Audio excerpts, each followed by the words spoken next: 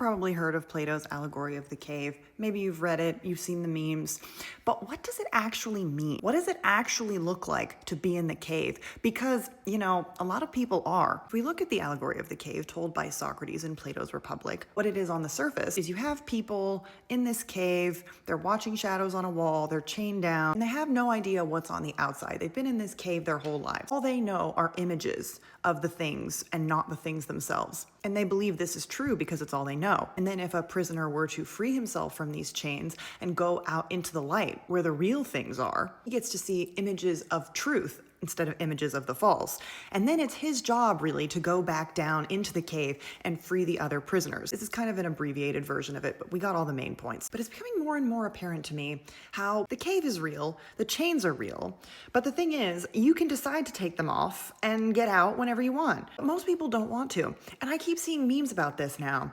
The prisons we make for ourselves. This put me in a cage. The cage, the prison, the cave. It's all the same thing. Really what it is it's the ideas you have about yourself and the world that you let define everything you do, regardless of whether or not they're true. It's the pattern of habits you keep yourself stuck in even though they make you miserable. It's the thoughts you have over and over again that you let steer you off your path. And none of them are real. None of them are true. You just tell yourself they are. And those are your chains. I can't apply to such and such job because I'm not smart enough. Chains. It's too difficult to give up eating desserts even though it makes me feel bad about myself. Cage. I love this person even though he makes me feel horrible about myself.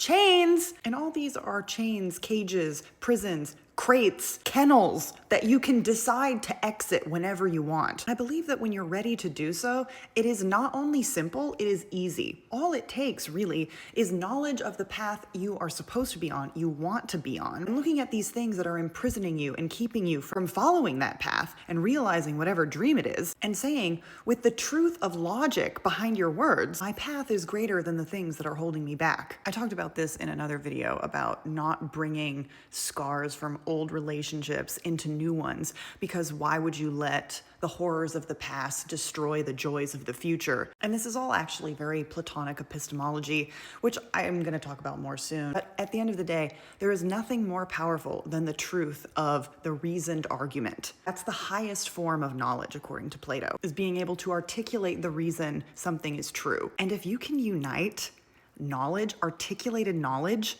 with desire, you are unstoppable, my friend.